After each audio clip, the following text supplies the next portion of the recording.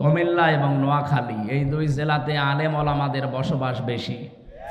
সারা দেশে দিনের আলো জ্ঞানের আলো ছড়িয়েছে এই দুই জেলার আলেমরা। কিন্তু আবু জেহেলের বাড়ি যেখানে, মোহাম্মদ রাসূলুল্লাহর বাড়িও সেখানে। এ জেলায় আলেমও বেশি, জালেমও বেশি। এখনো পর্যন্ত অনেকে আমরা দেখতে পাই, বিশেষ করে মডেল মসজিদের খতিব এবং ইমাম যারা 15.5 বছরে তারা যা করেছে আলেমের নাম নিয়ে, জালেমরাও এত নিচে নামে না। ইমামতি করতে হলে ইমান লাগে না? ইমান না থাকলে তার পেছনে নামাজ হবে? ইমান থাকার জন্য যে সমস্ত কাজ করা লাগে তার প্রথম কাজ হচ্ছে ফামাই ইয়াকফুর বিত্তাগুত, সে যেন তাগুত ছেড়ে দেয়। তাগুত ছেড়ে না দিয়ে যদি কেউ ইমানের দাবি করে, ও ইমান টেকে না।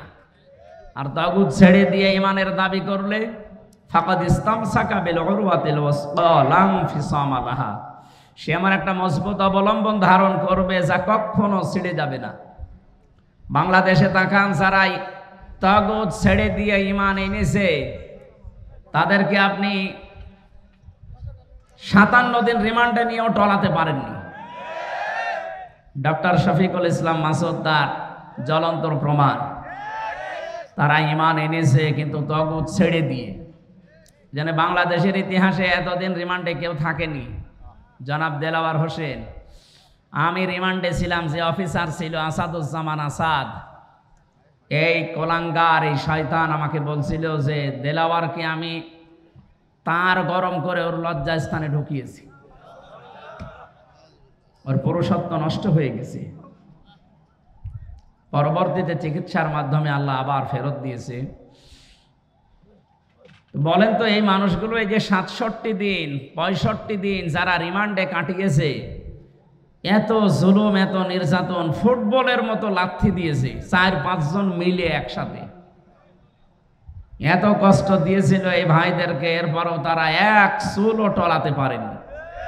কারণ তারা ইমান এনেছে তাগুত ছেড়ে দিয়ে। অথচ বাংলাদেশে বহু পীর, বহু আলেম, বহু ইমামকে আমরা দেখেছি তারা তাগুত ছেড়ে না দিয়ে ইমানের দাবি করত। এই জন্য বাতাস পাল্টিয়েছে, তারাও পাল্টিয়ে গেছে। আমার কথা বোঝেন নাকি না বুঝে খালি মাথা নড়াচ্ছেন?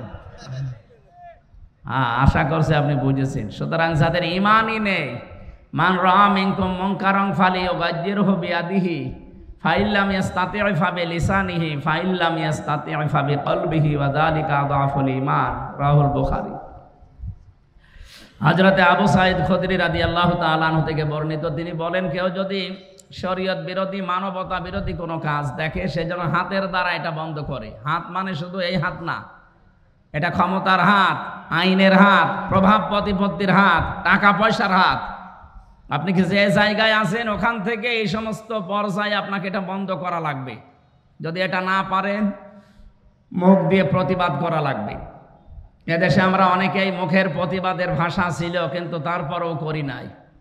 এটাও যদি আপনার অনুকূলে না থাকে, আয়ত্তের বাইরে যায়, তাহলে সর্বশেষ আপনাকে মনে মনে সিদ্ধান্ত নেওয়া লাগবে, পরিকল্পনা করা লাগবে কি করে অন্যায় বন্ধ করা যায়। দুঃখজনক হলেও সত্য, ইসলামের বিরুদ্ধে, মানবতার বিরুদ্ধে প্রকাশ্য অবস্থান নিয়েছিল জালেমরা। 3 নাম্বার যেটা পরিকল্পনা করে এটা বন্ধ করা যায়, এইটাও অনেক আলেম, অনেক ইমাম, অনেক পীর, অনেক মুসলমান করে নাই। অথচ আদাফুল ইমান, আদাফ ইসমে তাফজিল, এর চাইতে নিচে আর ইমান নেই। একেবারে দুর্বল পয়েন্ট এটা। এইটাও যাদের না থাকে, তাদের ইমান থাকে কি করে? আরো তারা সহযোগিতা করতো কি করে এদের আরো বিপদে ফেলা যায়। শহীদ আল্লামা দেলাওয়ার হোসাইন সাইদি রহমতুল্লাহ আলাইহি এখানে আসতেন না আগে? আমি শুনেছি ওখানে উনি এখানে আসতেন। আমি যেখানে ছিলাম আজকে, এখানেই তিনি বিশ্রাম নিতেন। কোরআনের এই পাখি 50টা বছর বিশ্বের বহু দেশে কোরআনের আলো ছড়িয়েছে। অথচ তাকে যে মানুষগুলো মামলা দিয়েছিল, আপনাদের এই পাশের জেলা চাঁদপুরে বাড়ি, রেজাউল হক মাইজ ভান্ডারি, লাকসামে বাড়ি, আল্লাহর ওলির বাড়ি লাকসা, আর আরেকজনের বাড়ি এই যে নজিবুল বশর মাইজ ভান্ডারি, এই দুইজন মিলে মামলা দিয়েছিল। কোথায় আজ তারা? কোরআনের পাখি আজকে যদি বেঁচে থাকতেন, কুমিল্লাতে শুধু একবার আসার দরকার ছিল, কুমিল্লার চেহারা পাল্টিয়েছিল। আল্লাহর এই ওলির সাথে জেলখানায় আমি দেখা হয়েছিল, আমার মাথায় হাত দিয়ে বলেছে কখনো সত্য কথা বলতে ভয় পাবা না। 10 মিনিট আমি ছিলাম তার কাছে, 10 মিনিটে আমার মনে হয় 50টা উপদেশ আমারে দিয়েছিল। কয়েকটা আমার মনে আছে, তার ভেতরে এইটা, পরিস্থিতি যত কঠিন হোক হেকমাতের নাম নিয়ে কখনো সত্য কথা বলতে পিছপা হবা না। এটা যেন আমি মরণ পর্যন্ত মানতে পারি, ডাইরেক্ট হোক আর ইনডাইরেক্ট হোক। বলেন আমিন। এই জন্য যারা ইমামতি করছে আমরা দেখতে পাচ্ছি অনেকের ইমানই নেই। জাতীয় মসজিদের ইমাম পর্যন্ত যদি পালিয়ে যায়, কি ইমাম উনি যদি ফ্রেশ থাকবে তো পালাবে কেন? কারণ উনি ইমান এনেছিল তগুতের সাথে সম্পর্ক করে, তগুত ছেড়ে দিয়ে না। বলেন তো, যে লোকটা নৌকা মার্কা নিয়ে দাঁড়াতে পারে তার ইমান কতটুকু থাকতে পারে? আমি ভাই কাটসাট কথা বলছি, আমি কিছু লুকাতে পারি না। যে লোকটা নৌকা মার্কা নিয়ে দাঁড়াতে পারে তার ইমান থাকার কথা। তার সম্পর্কই তো তগুতের সাথে। তগুতের সাথে সম্পর্ক থাকলে তার ইমান আনা হয়নি। আল্লাহ এই জন্য প্রথমে শর্ত দিয়েছেন, ফামাই ইয়াকফুর বিত্তাগুত ওয়া ইউমিন বিল্লাহ। ইমান যদি কেউ আনতে চায় প্রথম নাম্বারে তাকে তগুত ছেড়ে দেওয়া লাগবে।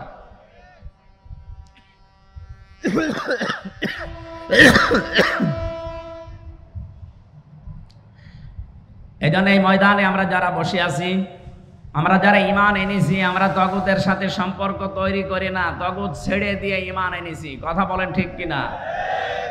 যে আল্লাহ আমাদেরকে দল মত জাতি বর্ণ ধর্ম নির্বিশেষে আজকে অনুষ্ঠানে নিয়ে আসলেন, খুশি হয়ে বলেন আলহামদুলিল্লাহ।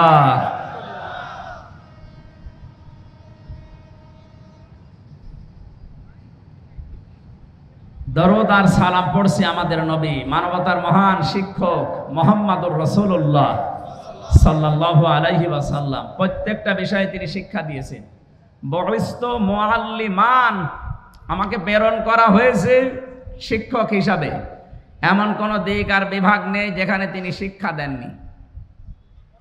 আমরা যে কোরআনে কারিম থেকে তেলাওয়াত করলাম, এটা পড়তে হলে 29টা অক্ষর লাগে। কয়টা? এর প্রতিটি অক্ষরে আমার নবীর সম্মান মর্যাদা আল্লাহ আরো উপরে তুলে দিয়েছেন। তাফসীরে খাজিনের ভেতরে আছে এই তথ্যটা।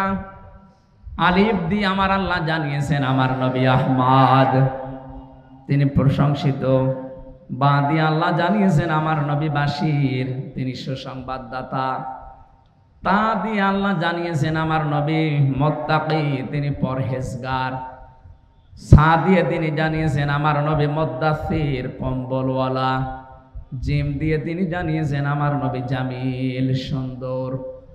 হা দিয়ে আল্লাহ বলেন আমার নবী হামিম, তিনি অন্তরঙ্গ বন্ধু। খ দিয়ে জানিয়েছেন আমার নবী খাতামান নাবিয়্যিন, আমার নবী শেষ নবী। এভাবে পড়তে পড়তে আপনি ইয়া চলে যাবেন। ইয়া দিয়ে আল্লাহ ডাক দিয়েছেন ইয়াসিন, হে নেতা। এটা পাবেন তাফসিরে কাবিরে। আল্লামা ফখরুদ্দিন রাজি রাহমাতুল্লাহ আলাইহি লিখেছেন, আল্লাহ পাক বলেন ইয়া হরফে নেদা। ইয়া মানে হে, সিন মানে সাজ্জেদ। সিন শব্দের 5টা অর্থ আমি ওখানে পেয়েছি। সিন মানে সাজ্জেদুল আলামিন, সিন মানে সাজ্জেদুল বাশার, সিন মানে সাজ্জেদুল কাউনাইন, সিন মানে সাজ্জেদুল আম্বিয়া, সিন মানে সাজ্জেদুল মুরসালিন। প্রতিটি শব্দের ভেতরে তিনি ব্যাখ্যা দিয়েছেন। আল্লাহ ডাক দিয়েছেন ইয়াসিন, হে নেতা।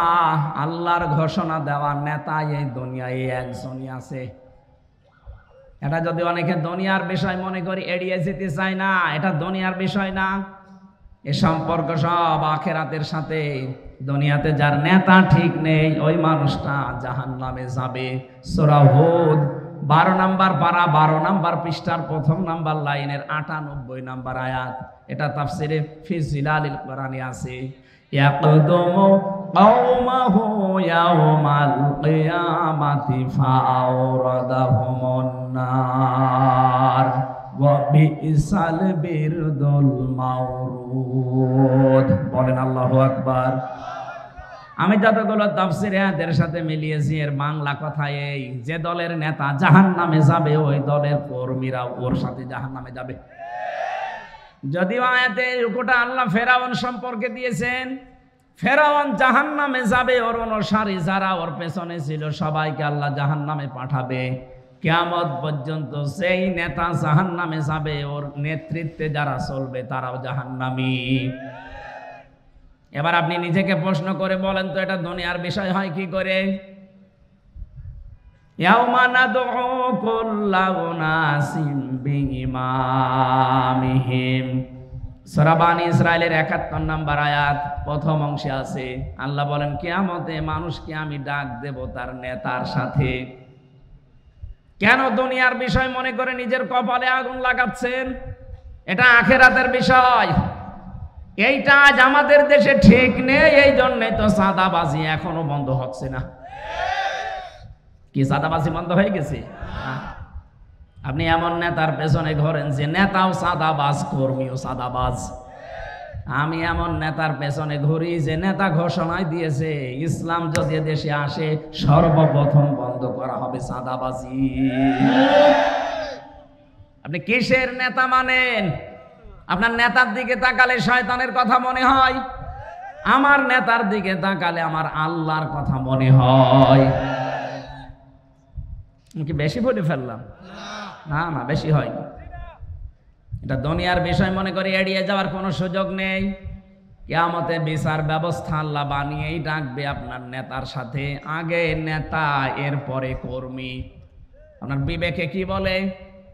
যেদিন আপনার নেতা সামনে থাকবে তার যে চেহারা সুরাত, তার যে চরিত্র আপনি না জানলেও আল্লাহ জানে না। কথা বলেন না কেন? ওরে দেখেই তো আল্লাহর রাগ হয়ে যাবে। আপনার পর্যন্ত আর যাওয়া লাগবে না।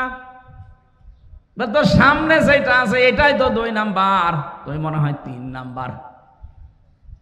আপনার পর্যন্ত আর বিচারও করা লাগবে না, নেতাকে দেখে সাথে সাথে দিয়ে দেবে।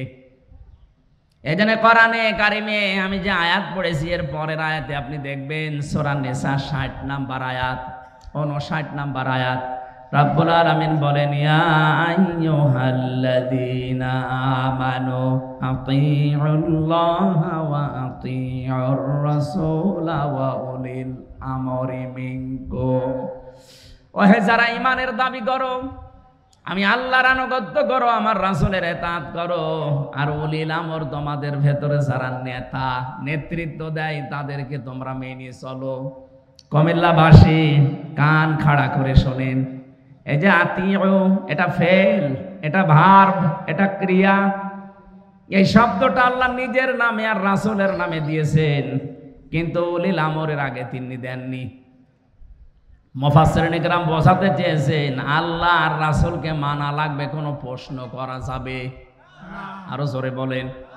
আপনার বুঝে আসুক বা না আসুক মানা লাগবে, এইটাই ফাইনাল।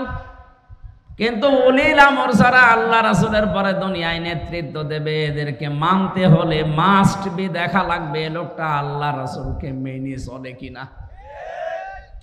আল্লাহ রাসূলকে যদি মেনে চলেও আমার আত্মীয় না হলেও ওইটাই আমার নেতা। আল্লাহ রাসূলকে মানি না, ও আমার বাবা হলে ওরে আমি মানি না। এটা যত বদ্ধমূল করতে পারবেন দুনিয়ার জীবনে তত শান্তি পাবেন। এইটা আজ বাস্তবতায় আমরা নিতে চাই না, অনেকে ভয় পায় আর বলে যে না হুজুর এটা রাজনীতি, এটা বলার দরকার নেই। এটা না বলতে বলতে তো আজ আমাদের অবস্থা এই পর্যায়ে পৌঁছিয়েছে। আমাদের বউগুলো এখন রাজমিস্ত্রি আর আমরা যোগাইলে আর কথা বলছে না।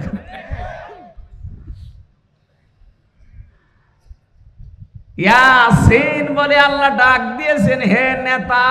সিন শব্দের অর্থ বললাম 5টা। প্রথম নম্বর অর্থ হচ্ছে সাজ্জিদুল আলামিন, আলম না। এখন বিশ্বে 257টা রাষ্ট্র আছে, কিছুদিনের ভেতরে আরো 6টা রাষ্ট্র বাড়তেছে। কথা বোঝেন কি? এই যে 7 সিস্টার যদি ভেঙে যায়, আরো 6টা রাষ্ট্র বাড়বে, 257 আর 6 কত হয়? কয়েকদিন পরে পৃথিবীর মানচিত্রে আপনারা দেখতে পাবেন 263টা রাষ্ট্র হয়ে গেছে। কারণ যেভাবে আপনারা পেছনে লেগেছেন, আপনারা ভাঙতে বাধ্য। এতদিন মুসলমানকে গরু খাওয়ার অপরাধে জবাই করেছেন, আমরা কিছুই বলি নাই, কিন্তু এখন আপনারা আল্লাহর ঘর ভাঙা আরম্ভ করেছেন। আপনার পূর্বপুরুষের দিকে তাকান। আব্রাহা আল্লাহর ঘর ভাঙতে এসে কাসফিম মাকুল হয়ে গেছে। এক কথা বলে না কেন? আপনাদেরকে আল্লাহর ভুসি বানিয়ে ফেলবে, টুকরা টুকরা করে দেবে। আজকেও সকালে দেখেন একটা মসজিদ ভেঙেছে শয়তানরা। বিশ্বের দিকে তাকালে আমরা দেখি কেউ মাটির নিচে গ্যাস পায়, তেল পায়, সোনা পায়, লোহা পায়, আরো শয়তানরা শুধু মন্দির পায়। আমরা যদি এখন বলি ঢাকার স্বামীবাগের ইসকন মন্দির 500 বছর আগে এখানে মসজিদ ছিল, আমরা ভেঙে দেব, কি করবেন আপনি? বাবরি মসজিদ ধোয়া তুলে আপনি ভেঙে দিলেন। আজকে সকালবেলা এক হিন্দুর বক্তব্য শুনেছেন, মোদির বিরুদ্ধে এই লোকটা, ভারতে বাড়ি কলকাতায়, সে বলছে কেন এই ধোয়া তুলে মুসলমানদের কলিজায় আঘাত দিচ্ছেন? তাদের বাবরি মসজিদটা ধোয়া তুলে ভেঙে দিলেন। এখনো পর্যন্ত তাদের মসজিদগুলো, আল্লাহর ঘরগুলো ভাঙতেছেন। আমাদের দেবতাকে কেউ গালি দিলে যেমন লাগে, তাদের আল্লাহকে গালি দিলে ওই রকমই লাগে। সব হিন্দু খারাপ না, কিছু উগ্রপন্থী হিন্দু আছে যারা, তাদের জন্য আজ হিন্দুদের বদনাম হয়ে যাচ্ছে। এই জন্য ভারতে যারা শুধু উগ্রপন্থী হিন্দু বাদ দিয়ে যত ধর্মের লোক আছেন, যত জাতির লোক আছেন, তাদের এই মুহূর্তে অন্তত সতর্ক হওয়া দরকার। এই উগ্র হিন্দু জঙ্গি এদেরকে থামানো, নাই তো এদের জন্য আপনি কিন্তু বিশ্বের বুক থেকে বিচ্ছিন্ন হয়ে পড়বেন। একটা প্রতিবেশীর সাথে আপনার মিল নেই, আফগানিস্তানের সাথে মিল নেই, পাকিস্তানের সাথে মিল নেই, নেপালের সাথে মিল নেই, মালদ্বীপের সাথে মিল নেই, ভুটানের সাথে মিল নেই, চীনের সাথে মিল নেই, মায়ানমারের সাথে মিল নেই। আমাদের সাথে মিল ছিল কন্যা যতদিন ছিল, কন্যা নেই, মিল নেই। কি আরম্ভ করেছেন আপনারা? আল্লাহর ঘরগুলো এভাবে ভেঙে দিচ্ছেন। আবার বলে যে আমরা চট্টগ্রাম নিয়ে নেব। আরে দাদা, আপনি কি যৌতুক নেবেন নাকি? আর মেয়ে তো পালিয়ে গেছে, যৌতুক কিসের? পালানো মেয়ের কোনো যৌতুক আছে না? ও মেয়ের বিয়েই তো আমরা মানি না। কারণ মেয়ে যার সাথে এতদিন আমরা বলতাম যে স্বামী স্ত্রীর সম্পর্ক, এটা তো একটা ভুয়া জিনিস। এটা ভুয়া না? কারণ যার সাথে গেছে তার সাথে তো আমাদের ধর্মে বিয়ে জায়েজ নেই। ওয়ালা তুনকিহুল মুশরিকিনা হাত্তা ইউমিনু, সূরা বাকারা 221 নম্বর আয়াতের মাঝের অংশে আছে। আল্লাহ পাক বলেন, যতক্ষণ মুশরিক পুরুষ মুসলমান না হবে, ঈমান না আনবে, তার সাথে মুমিনা নারীর বিয়ে করা জায়েজ নেই। এটা আমি বানালাম? বলেন। সুতরাং যার সাথে গেছে তার সাথে তো বিয়ে আমাদের ধর্মে জায়েজ নেই। আপনি এতদিন খালি মিথ্যা কথা বলতেন যে আমাদের স্বামী স্ত্রীর সম্পর্ক। তারপরও দাদা যদি এখন মুসলমান হয়, যে বয়স দাদা, এ বয়সে মুসলমানই দিতে গেলে দেখা যাচ্ছে হাসামে গোড়া থেকে কেটে বাদ দিয়ে দিল, সব শেষ। আমার মনে হয় এখন আরো হবে না। মুরব্বী বয়সে এখন যে অবস্থায় আছে ওইভাবে থাক। আর আমরা ও বিয়ে মানি না, যৌতুক তো আরো পরের কথা। আর আমাদের ধর্মে যৌতুক জায়েজ নেই। যৌতুক আছে আমাদের ধর্মে, সুতরাং এটা তো দেওয়ার প্রশ্নই আসে না। বাংলাদেশে আমিরে জামাত ডক্টর শফিকুর রহমান উনি ঘোষণা দিয়েছেন, এদেশের 1 ইঞ্চি না হাফ ইঞ্চি জমির দিকে কেউ যদি উল্টা পাল্টা নজরে তাকায়, নিয়ে নেওয়া তো দূরের কথা, শুধু যদি উল্টা পাল্টা নজরে কেউ তাকায় তার চোখ তুলে ফেলা হবে। আর এদেশের 18 কোটি মানুষ যদি জীবন দেয়, 36 কোটি দাদা নিয়ে জীবন দেবে। এক একজন অন্তত 2 জনের গলা চেপে ধরবো। এই কথা বলছে না কেন? ওদের মরণের খুব ভয়। আমি ভারতের বহু প্রদেশে গেছি। আমার তো আমার মনে হয় 16, 17, 18, 19 এগুলো সবই ওইদিকে কেটেছে। আমি কয়েক মাস ধরে পড়ে থাকতাম, ওদের বিভিন্ন প্রদেশে আমি গেছি। ওদের খুব ভয় মরণের। ওদের সাথে মিশে আমি যা দেখেছি, খুব ভয় মরণের। ওয়ালা তাজিদান্নাহুম আহরাসান নাসি আলা হায়াতি ওয়া মিনাল্লাযিনা আশরাকু। সূরা বাকারার ভেতরে আছে, আল্লাহ পাক বলেন ওয়ালা তাজিদান্নাহুম, লামে তাকিদ নুনে সাকিলা। আল্লাহ গ্যারান্টি দিয়ে জানিয়েছেন অবশ্যই আপনি তাদেরকে দেখতে পাবেন জীবনের প্রতি খুব বেশি মায়া তাদের, যারা মুশরিক। আমাদের জীবনের প্রতি মায়া না, আমাদের মায়া হচ্ছে জান্নাতের প্রতি। আর ওদের মায়া মরণের একটু ভয় দেখাবেন, পাগল হয়ে যাবে। খালি বর্ডার বন্ধ হয়ে গেছে, আলু পেঁয়াজ পচতেছে, ভয়ে এখন কান্নাকাটি আরম্ভ করেছে, আমরা না খেয়ে মারা যাব। আমাদের এতদিন ভয় দেখাতো যে আমরা দিন না খেয়ে মারা যাব যদি খাবার না পাঠায়। আরে ভাই, আমাদের ঈমান যাই আছে, এই ঈমানের উপরে ভিত্তি করে আমরা বলতে পারি আমাদের মুসলিম জাতির বছরে 1 মাস না খেয়ে থাকা ফরজ। আর আমাদেরকে আপনারা খাবারের ভয় দেখান, এখন নিজেরা পেছে পড়েছি মরেন। আমরা আহ্বান জানাচ্ছি, যেহেতু প্রতিবেশী এই হিসাবে উগ্রপন্থী হিন্দুদেরকে সারা ভারতবর্ষ মিলে থামাবেন। যে যে ধর্মে অনুসরণ করেন, কিন্তু এই উগ্রদের, এই জঙ্গিদেরকে থামান। তাম দুনিয়ার নিকৃষ্ট জাতিতে আপনাদের কিন্তু পরিণত করে দিচ্ছে। ডোনাল্ড ট্রাম্প পর্যন্ত 7-8 দিন আগে রেগে গেছে। এই জন্য উল্টাপাল্টা জায়গায় হাত দিয়েছেন, এতদিন মিথ্যা ছড়িয়েছেন আমাদের দেশে সাম্প্রদায়িক সম্প্রীতি নেই, এখানে সংখ্যালঘু নির্যাতন হয়। এটা ডাহা মিথ্যা কথা। বলেন, ভয়েস অফ আমেরিকা, মাইক্রোসফট, এগুলো সব খ্রিস্টানরা চালায়। তাদের কথাগুলো শোনেন তো কি রিপোর্ট দিচ্ছে।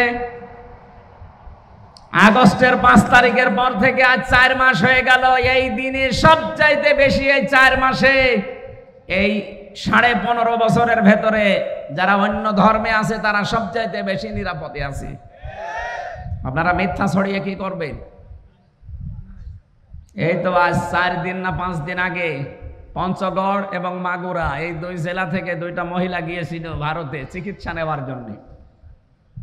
সাংবাদিক, ওই যে মলম সাংবাদিক, যেটা হকার, এই হকারের আর এক বন্ধু আছে, সে বলছে, বলেন আমার মেয়েকে বাংলাদেশে রেপ করেছে, আমাদের পূজা পার্বণ করতে দেয় না, আমরা আর টিকতে পারলাম না, এই জন্য আমরা চলে এসেছি। ও মেয়েটা পুরা উল্টিয়ে গেছে। এই কি বলিস? আমরা এসেছি আমার মেয়ের হাতের চিকিৎসা করাতে, আর কিসের পূজা পার্বণ করা? আগস্টের 5 তারিখের পর থেকে সবচাইতে বড় নিরাপদে আছি আমরা বাংলাদেশে। এই জন্য মিথ্যার কেউ এখন খেতে চাচ্ছে না, সব প্রমাণ হয়ে গেছে। সাম্প্রদায়িক সম্প্রীতির 1 নাম্বার দৃষ্টান্ত পৃথিবীর এই 257টা দেশের ভেতরে বাংলাদেশ। জোরে বলেন আল্লাহু আকবার। এই সম্প্রীতি কেউ নষ্ট করতে পারবে না। এদেশের সংখ্যালঘু বলে কিছু নেই, মাইনরিটি মেজরিটি কিচ্ছু নেই, আমরা সব এক।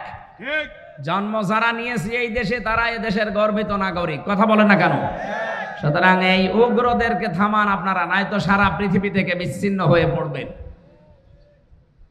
যদি 7 সিস্টার ভেঙে যায়, যেহেতু বিশ্বে এখন 263টা রাষ্ট্র হয়ে যাবে, এই 263টা রাষ্ট্রের যেখানে আপনি বাস করেন, সেখানেই আপনাকে বিশ্ব নবীকে নেতা মানা লাগবে। এর নাম সাইয়্যিদুল আলামিন, আলম না। শুধুমাত্র এই পৃথিবীর এই 263টা রাষ্ট্র না, যত জগৎ আল্লাহ বানিয়েছে, কেউ যদি বলে আমি চাঁদের দেশে থাকি, সেখানেও আপনাকে নবীকে মানা লাগবে। কেউ যদি বলে আমি মঙ্গল গ্রহে থাকি, সেখানেও নবীকে মানা লাগবে। ইয়াতানাজ্জালুল আমরু বাইনাহুন্না, আল্লাহ পাক বলেন প্রতিটি আসমানে আমার বিধিবিধান নাজিল হচ্ছে, যেখানে যেই সৃষ্টি আছে তার জন্য ওইরকম বিধান আমি নাজিল করি। যেখানেই যাবেন আপনাকে নবী ছাড়া অন্য কাউকে আপনি মানতেই পারবেন না। 2 নম্বরে সাইয়্যিদুল বাশার, বাশার মানে মানুষ। কেউ যদি বলে আমি মানুষ, মানুষ পদবাচ্যে যারা বিবেচিত, মাস্ট বি তাকে নবীকে নেতা মানা লাগবে। শুধুমাত্র দুনিয়ার এই জগৎ না, মানুষ না, সাইয়্যিদুল কাউনাইন বলা হয়েছে 3 নাম্বার। শুধু দুনিয়া না, আখেরাতেও আপনার জন্য আমার জন্য বিশ্ব নবী হবেন একমাত্র নেতা। অন্যান্য যত নবী আছে সবাই অপারগতা স্বীকার করবে, মুহাম্মদুর রাসূলুল্লাহ পড়ে যাবে সেজদায়।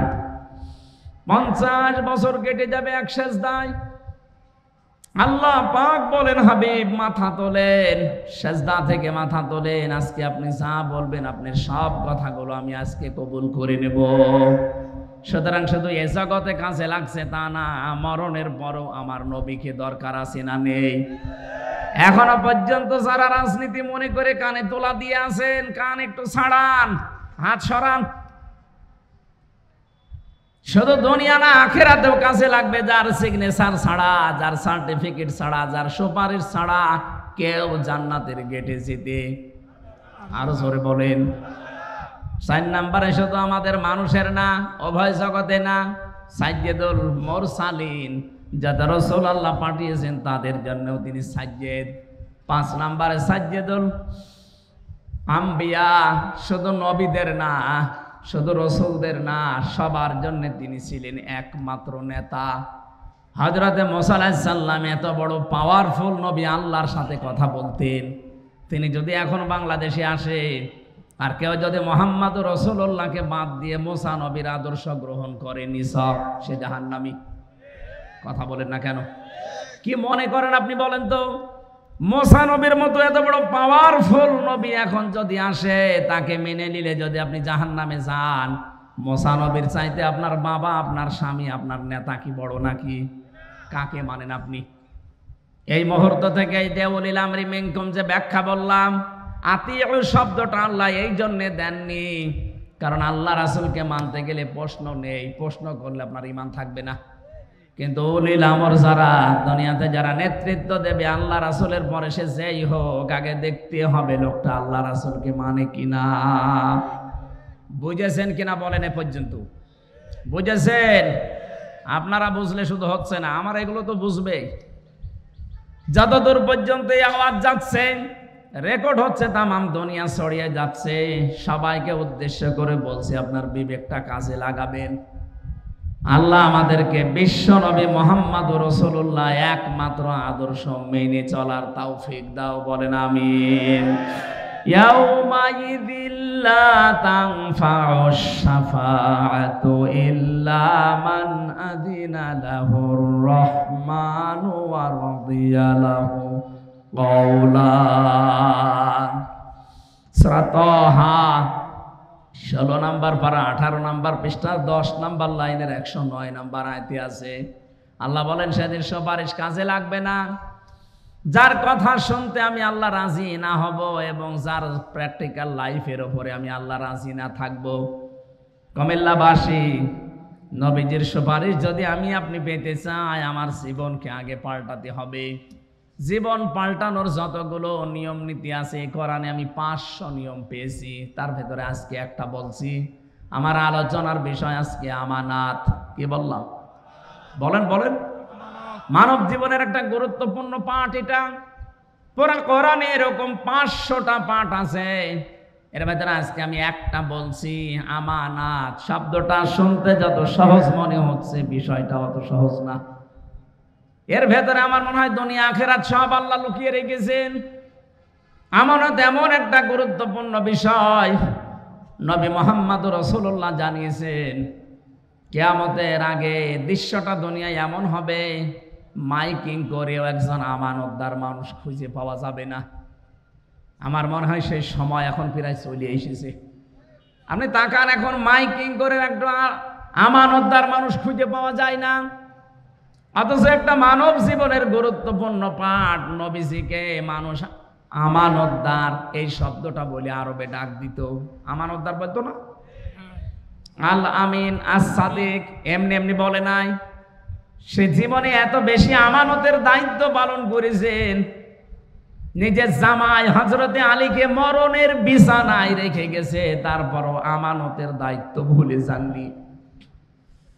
যেদিন তার বাড়ির চারিদিকে 42 জন কাফের রাঙ্গা তরবারি নিয়ে দাঁড়িয়ে আছে, বিশ্ব নবী ডাক দিয়ে বললেন, আলী, চারিদিকে ওরা দাঁড়িয়ে আছে আমাকে হত্যা করার জন্যে। ওই যে ঘরের ভেতরে টোপলা দেখতে পাও, ওগুলো সবই ওদের, যারা আমাকে হত্যা করার জন্য এসেছে। আমি আল্লাহর আদেশ পেয়েছি, এ মুহূর্তে যদি আমি চলে যাই তাহলে আমার আল আমিন নামের কলঙ্ক হয়ে যাবে। আমানতদার আমি, ওরা নিজেরাই আমাকে ডাকে, তাহলে এই আমানতদারের কলঙ্ক হয়ে যাবে।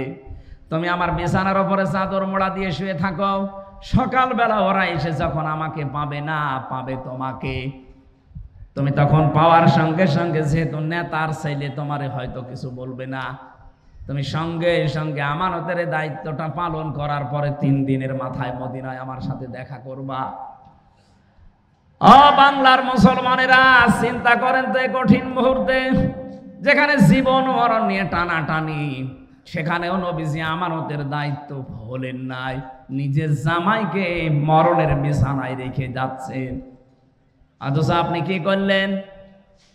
এ বিশাল আমানতটা জনগণ আপনাকে দিতে চায়নি, তারপর আপনি নিজে নিজে আমানতদার সেজেছিলেন। কথা বলেন না কেন? তিনি 3টা নির্বাচনে আমরা কেউ তাকে জোর করে দিতে চাইনি, তিনি জোর করে আমানতের দায়িত্বটা নিয়েছিলেন। কি করলেন নিয়ে? এই যে চলে গেলেন, কত ঋণ আমাদের মাথার উপরে দিয়ে গেলেন আপনি। এখন এই দেশে একটা মানুষ জন্ম নিলে কমপক্ষে 1,10,000 টাকা তার মাথার উপরে ঋণ। রিপোর্ট দেওয়া হচ্ছে এই দেশে প্রতি বছরে, এই 15.5 বছরে, প্রত্যেক বছরে 42,000 কোটি টাকা শুধু পাচার হয়েছে। এক দরবেশ সেই টাকা মেরে খেয়েছে 36,000 কোটি। এস আলম একটা কোলাঙ্গার ইসলামী ব্যাংক থেকে 80,000 কোটি টাকা মারিং কাটিং করেছে। এখন অনেককে বলতে শোনা যাচ্ছে, তারা কোন নিয়তে বলছেন আমরা জানি না, যে ইসলামী ব্যাংক একদল নাকি ডাকাতি করেছে। কিসের ডাকাতি? যারা বানিয়েছিল তারা হাতে নিয়েছে। ইসলামী ব্যাংক আপনি বানিয়েছেন? এর প্রতিষ্ঠাতা যারা, তাদের দিকে তাকান। ইসলামী ব্যাংক এখন তার মায়ের কোলে ফিরে গেছে। কথা বলেন না কেন? এতদিন তো ডাকাতি হয়েছিল, সেখান থেকে মায়ের কোলে ইসলামী ব্যাংক ফিরে গেছে। যাদের চরিত্র ওই রকম, তারা ওই রকম কথা বলতে পারে, যাদের চরিত্রের ভেতরে ওই রকম মারিং কাটিং। কথা বলছেন না কেন?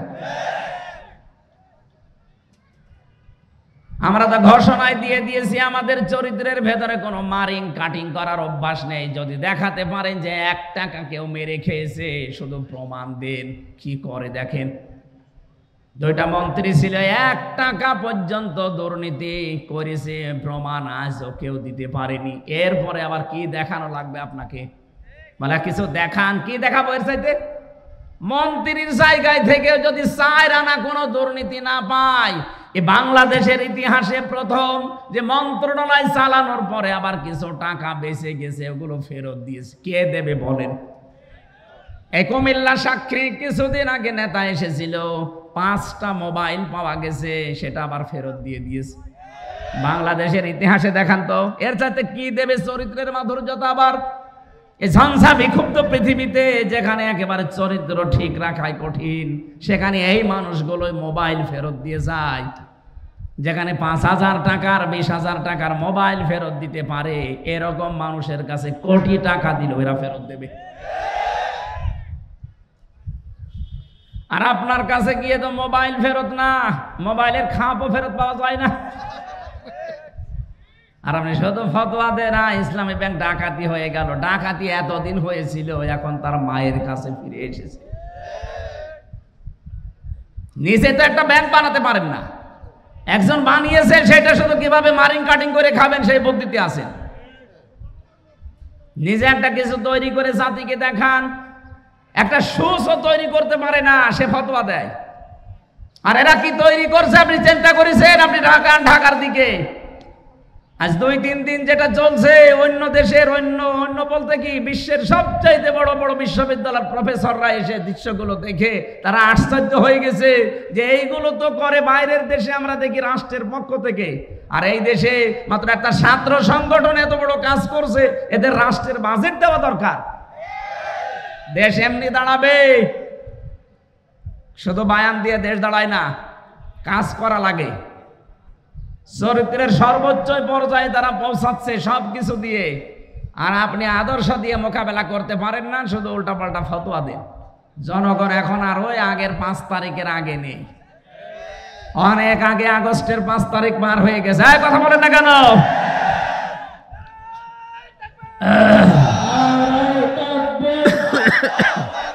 এই কথা বলতে দেন, কথা বলতে দেন। কুমিল্লাবাসী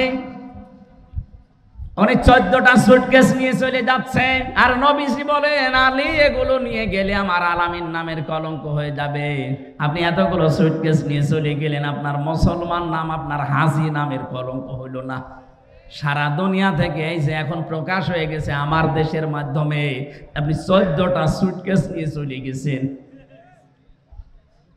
পাইলটকে জিজ্ঞাসা করছে বাক্সগুলো উঠেছে, বলছে হ্যাঁ ম্যাডাম চলো। একটা মানুষকেও কিছু জিজ্ঞাসা করলেন না, কথাও বললেন না কারো সাথে। আপনার এত দরকার সুটকেসের? যাওয়ার সময় যদি কাওয়া কাকু কেউ বলতো যে কাওয়া চলে গেলাম, কিছুই বলে নাই। আমারও বলিলেন, আমরা বলতে পারতো না যে 3 বছর জেল খাটালাম, কিছু মনে করো না, মাফ করে দিও, চলে গেলাম? এই কথা বলে না, তাও বলল তো দোয়া চাবে চাইনি। ওই সময় তো বাইরে ছিলাম। আপনার সুটকেস এত দরকার যে সুটকেসের খবর নিয়েছে, এগুলো উঠেছে বিমানে, হ্যাঁ চলো এবার যান, ওগুলো নিয়ে চলে যান। আপনার নামের কলঙ্ক হয়ে গেছে, আপনি হাসি না, আপনি পাঁচি। আপনাকে মুসলমান বলতো মানুষের ঘৃণা হয় এখন। এক কথা বলে না কেন? নবীজির কাজ ছিল মানুষের বোঝা বহন করে দেওয়া, মানুষের বোঝা হালকা করা, আর আপনি মানুষকে বোঝা দিয়ে গেলেন। এই 2780 জন মানুষ এখন হাসপাতালে কাতরাচ্ছে, কারো হাত নেই, পা নেই, চোখ নেই, অন্ডকোষ উড়ে গেছে। এগুলো তার পরিবারের জন্য, সমাজের জন্য, দেশের জন্য বোঝা না? এই বোঝাটা তো আপনি দিয়ে গেলেন। আপনি যদি চলে যাবেন তো কয়েকদিন আগে গেলে তো এই বোঝাগুলো এই দেশ এখন আর বহন করা লাগে না। কথা বলে না কেন? কোটি কোটি টাকা ঋণ দিয়ে গেলেন আমাদের দেশে, চলে যাবেন তো আগের থেকে চলে যেতে পারলেন না? এই মহাসাগরে আমাদেরকে ভাসিয়ে রেখে গেলেন। এই জন্য আপনাকে নবীর উম্মত বলাও মনে হয় ঠিক না, কারণ নবীর কাজ ছিল মানুষের বোঝা। ও তাহমিলুল কাল্লা, ও তাহমিলুল কাল্লা, তিনি বোঝা বহন করতেন, হালকা করে দিতেন, আর আপনি বোঝা আরো দিয়ে গেলেন। ইন্নাকা লা তাসিলুর রহিমা, হে নবী আপনি ভয় পাবেন না। কিসের ভয় আপনার? আপনি তো মানুষের সম্পর্ক ঠিক রাখেন। আর 15.5 বছরে কার সাথে আপনার সম্পর্ক আছে বলেন? কোন আলেমের সাথে আপনার সম্পর্ক নেই। যেগুলো আলেম নামে সম্পর্ক ছিল সবগুলো জালেম। এই ফরিদউদ্দিন মাসউদ একটা টাটকা নির্ভেজাল জালেম। ওইটা কোরআনের পাখির নামে ও ফাঁসির আদেশ চেয়েছে শাহবাগে গিয়ে, ওটারে আলেম বললে গোনা হবে। যেই দিন এরকম উল্টাপাল্টা কাজ করেছে, আর একজনকে দেখতাম বাইতুল মোকাররমের ইমাম, কওমি জননী নাম দিয়েছে জালেমাকি। ওই দিন 76 জন আলেম আমার সাথে জেলখানায়, কওমি মাদ্রাসার মাওলানা মামুনুল হক সহ প্রত্যেকে বরদোয়া দিয়েছে। যে করলো কি এই লোকটা? হ্যাঁ, শাপলা চত্বরে হাজার হাজার মানুষকে যায় যে মহিলার ইঙ্গিতে দুনিয়া থেকে বিদায় করে দিল, আর আমরা এখনো পর্যন্ত যে মহিলার ইঙ্গিতে জেল খাটতেছি জেনার তহমত মাথায় নিয়ে। মামুনুল হকের মামলা কি ছিল? ব্যভিচারের মামলা। জেনার মামলা দিয়েছে আমার নামে, আর আমার জাতি ভাই হয়ে ওই জালেমাকে নাম দিচ্ছে কওমি জননী। ওই দিন একেবারে সারা দিন সারা রাত ধরে শুধু জেলখানে ওর নামে বরদোয়া হয়েছে। এগুলোকে জালেম বলবেন না আলেম বলবেন কোন কারণে আপনি? এই আলেম নামে জালেমদের সাথে আপনার সম্পর্ক, কোন আলেমের সাথে আপনার সম্পর্ক ছিল না।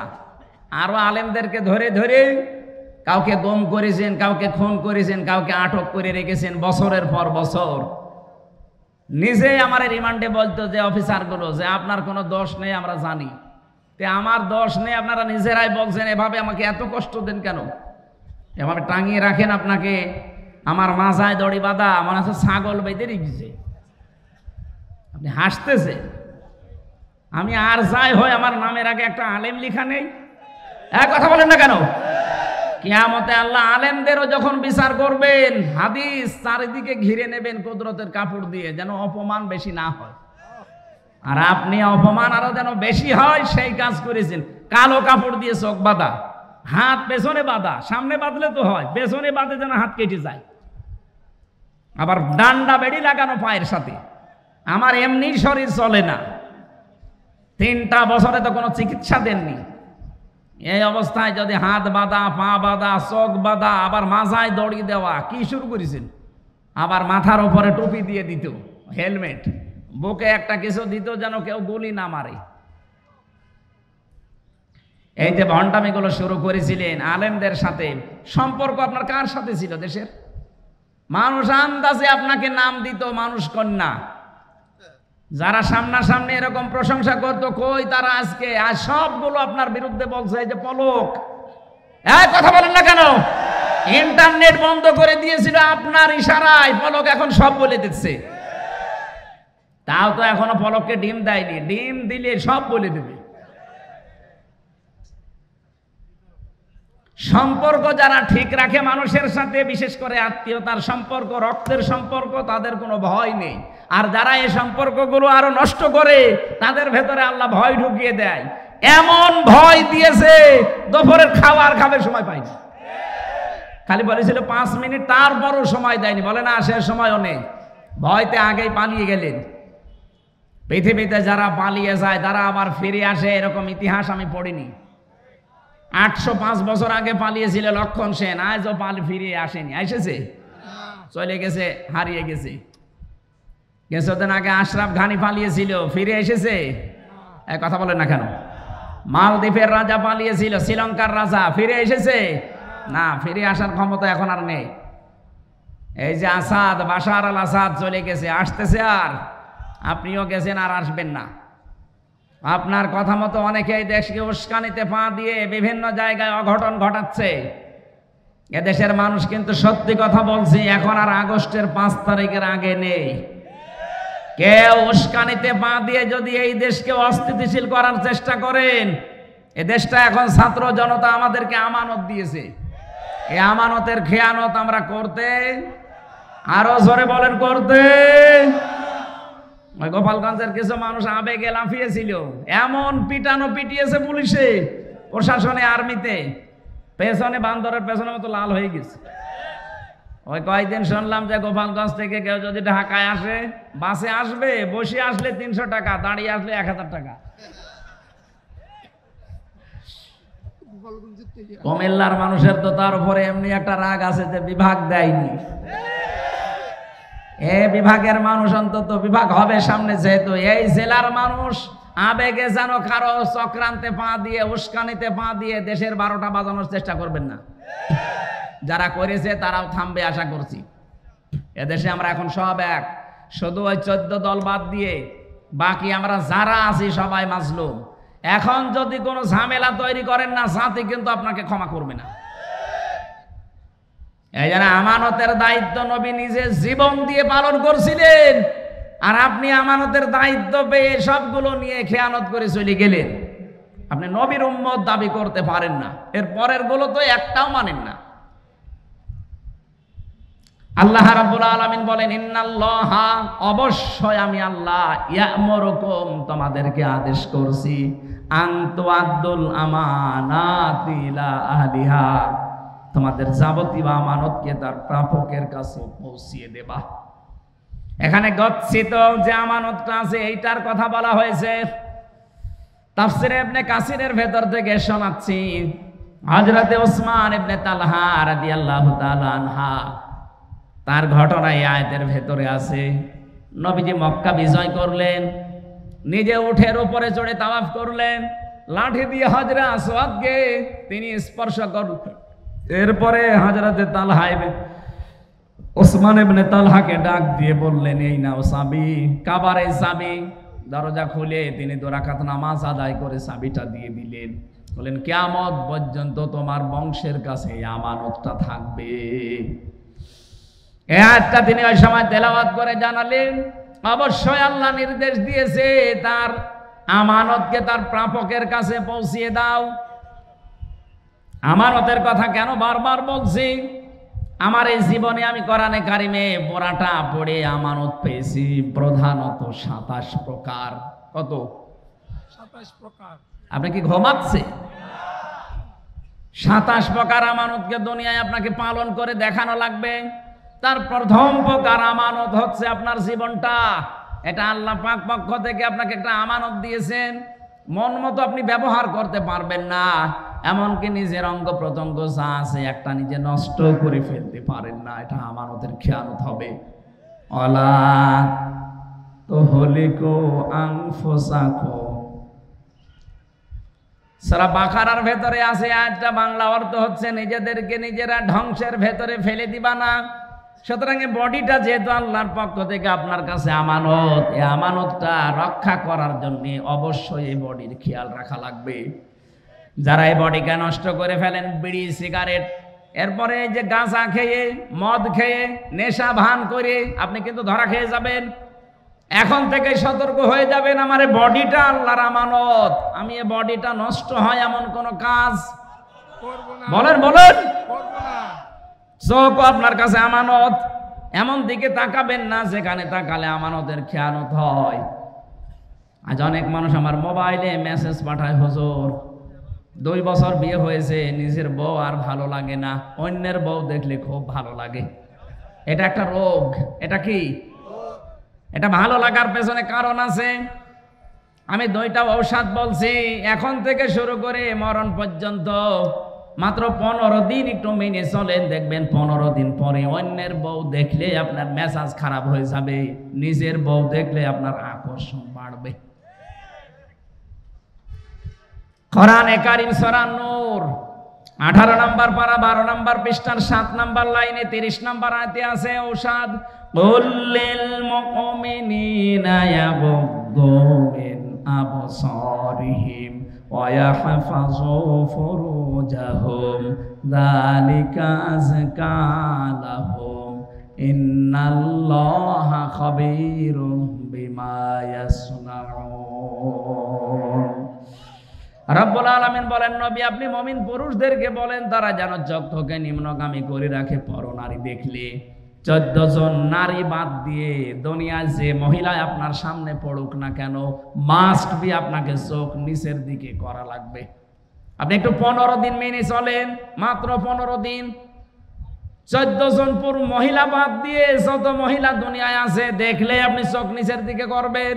2 নম্বরে লজ্জা স্থানের হেফাজত করবেন।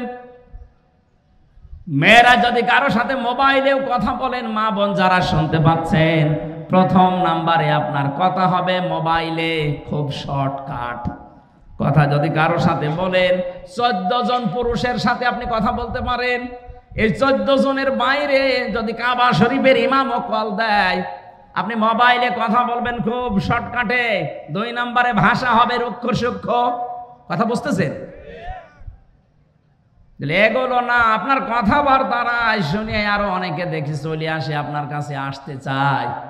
আজ পরিবার অবক্ষয়ের পেছনে কারণ আমার মনে হয় মোবাইলের এই উল্টাপাল্টা কথাগুলো।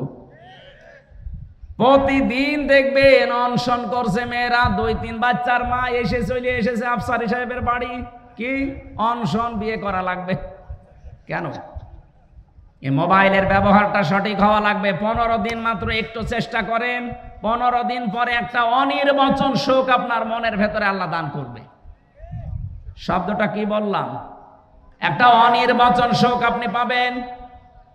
পাখির বাচ্চারা দেখবেন, মুরগির বাচ্চা যখন এর ডানার নিচে আশ্রয় নেয়, ওর পালক পর এত মোলায়েম, এত সফট, এত কোমল, একটার সাথে যখন আরেকটা লেগে যায়, ওর নিচে যখন সিল কাকের থেকে বাঁচার জন্য আশ্রয় নেয়, এই বাচ্চারা যখন দেখে যে মায়ের পালক একটার সাথে আরেকটা লেগে গেছে, এটা সফট কোমল এমন সুন্দর একটা নিচের জায়গা হয়ে যায়, ওখানে এই কম পালকের সাথে আরেকটা পালক লাগলে একটা ঘর্ষণ লাগে, ঘর্ষণ। ওটাকে বাংলায় অনির্বচন সুখ বলে। তখন বাচ্চারা কিচির মিচির আওয়াজ দেয়। তাফসিরে আমি পড়েছি, কোন মানুষ যদি সত্যি 15 দিন পর্যন্ত আল্লাহর এই 2টা ঔষধ পালন করতে পারেন, তখন দেখবেন জায়েজ জিনিসের প্রতি আপনার আকর্ষণ বেড়ে যাবে, অন্যায় কোনো অবৈধ জিনিস দেখলে আপনার রাগ হবে। আমরা এটা চাই না? কথা বলেন। যাদের মোবাইলে এমন কোনো কারো নাম্বার লেখা আছে যে নাম্বারে কথা বলা আপনার জন্য জায়েজ না, এরকম মোবাইলে যদি কারো সাথে কথা বলে থাকেন, সেটিং করে থাকেন, এক্ষুনি ওই নাম্বার ডিলিট করে দেন। এখনই ডিলিট করে দেন। এটা একটা আমানত আপনার জন্য। এই আমানত রক্ষা করেন। 15 দিন আমি সময় দিলাম, আল্লাহর কসম আমি নিজে পরীক্ষা করে বলছি, 15 দিনের ভেতরে মাস্ট বি আপনাকে আল্লাহ একটা পরিবর্তন এনে দেবে।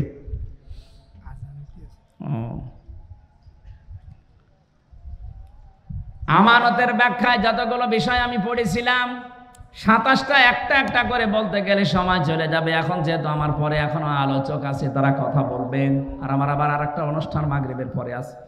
আমি আমার শ্রদ্ধেয় বড় ভাই যে মুহাদ্দিস রফিকুল্লাহ আফসারী সাহেবের লেখা, উনি তো বহু বই লিখেছে, মনে হয় আমি একটা লিস্ট করেছিলাম 53টা।